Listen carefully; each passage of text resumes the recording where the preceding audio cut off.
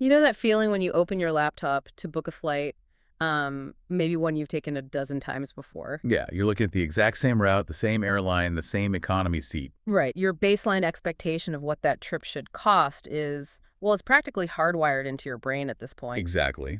But then you hit search, and the algorithm spits out a number that makes you blink twice. It feels noticeably heavier, almost like gravity just got turned up on your travel budget.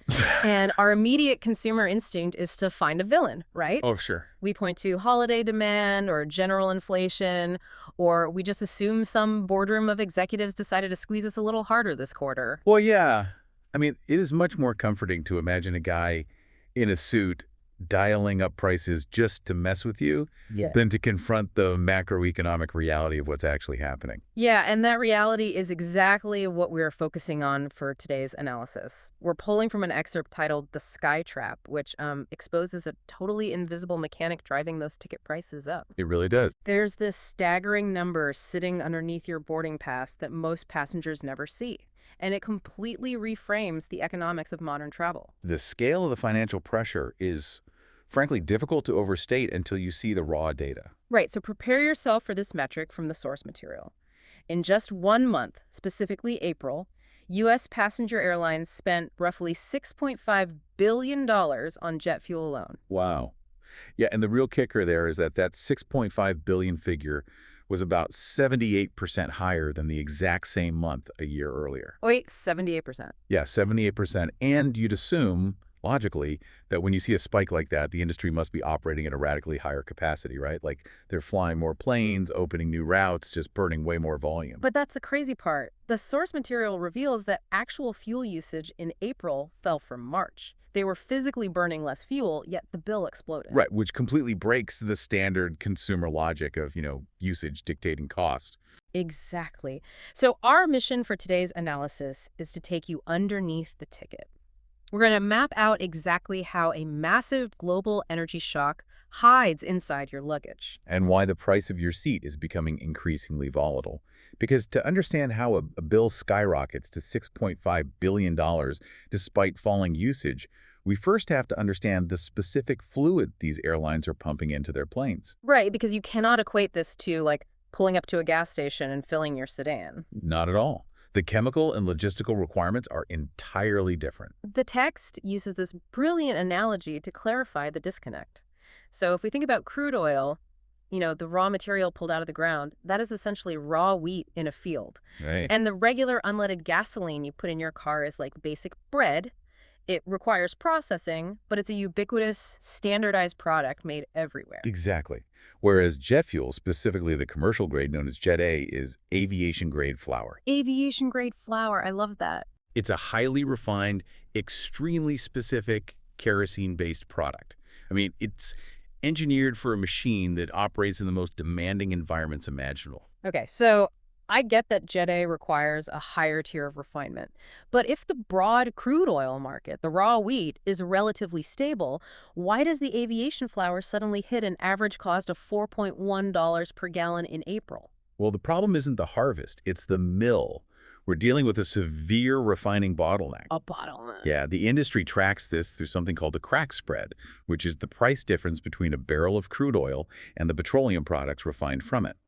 Over the past few years, the refining capacity specifically dedicated to aviation fuel has been heavily constrained. Oh, so older legacy plants have been, what, taken offline? Right, taken offline for maintenance or permanently shut down or converted to process other types of fuels entirely. So even if crude oil is plentiful and cheap, the physical infrastructure required to transform it into Jet A is choked. You have massive global demand fighting over this restricted pipeline of specialized output. Exactly. And that bottleneck causes the premium on Jet A to detach entirely from the baseline price of crude oil. Plus, the airlines cannot simply opt for a cheaper alternative. Right. The source material points out a brutal reality here. Airlines aren't software companies. They can't just scale their way out of physics. No, they really can't. Every single flight involves a fixed weight, a specific distance, and a rigid fuel burn attached to it. Other industries have operational pressure release valves. Right. Like, if energy gets too expensive, a global maritime shipping company can implement slow steaming. They just physically drop the speed of their cargo ships by a few knots to save fuel. Exactly. Or a manufacturing plant can temporarily idle a production line.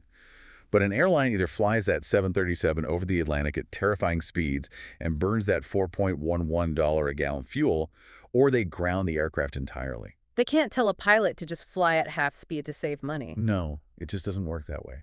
And the moment you introduce geopolitical volatility into that rigid physical framework, the costs compound exponentially. Like Middle East risks and restricted air corridors. Yeah. Because on the surface, flying around a restricted conflict zone seems like a simple detour. You add 30 minutes to the flight time and move on. But that assumption ignores the compounding penalty of aviation weight.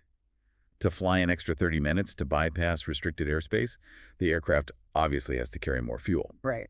And Jet A is incredibly heavy. It's roughly 6.7 pounds per gallon. So to carry the extra fuel required for the detour, the plane is now significantly heavier at takeoff. Oh, wow. Meaning the engines have to burn extra fuel just to carry the extra fuel you loaded for the detour. Exactly. It's a vicious, inescapable cycle of diminishing returns. The airline is buying uncertainty from the global energy markets, but they are obligated to sell certainty to you, the passenger. That dynamic is fascinating. When I purchase a ticket in January for a trip in July, I lock in my certainty. I know my exact out-of-pocket cost. But the airline has no idea what that aviation flour will cost to refine and transport in July. None at all. Which brings us to the financial layer of the story. If energy markets are this volatile, shouldn't airlines have a safety net? Like, why did fuel hedging fail to protect them here? Well, let's define fuel hedging first. Basically, it's a financial contract. An airline buys an insurance policy from a bank that locks in a future price for fuel. Right, airlines like Southwest famously used to benefit hugely from this strategy. They could keep consumer fares incredibly low during oil shocks because they were successfully hedged, while competitors were just bleeding cash. Exactly. It used to be the gold standard of risk management. But the source text reveals something critical about this $6.5 billion crisis. Yeah, the lack of protection was not just bad luck. The major U.S. carriers actively made a corporate risk decision to reduce traditional hedging. Right. They voluntarily stepped away from their insurance policy. But why would they do that when the world is clearly getting more volatile? Because the cost of the insurance became astronomical. After years of extreme market swings, the banks writing those hedge contracts started demanding massive upfront premiums. It became so prohibitive that it was draining the airline's cash reserves before they even bought a single drop of fuel. So they looked at the exorbitant premiums and decided the math no longer worked. They opted for raw exposure to the open market instead. Yes. The strategy was basically, we'll take our chances on the spot price of Jet A, and if a shock hits, we will just pass those increased costs down to the consumer fares over time. But then the energy shock actually hit.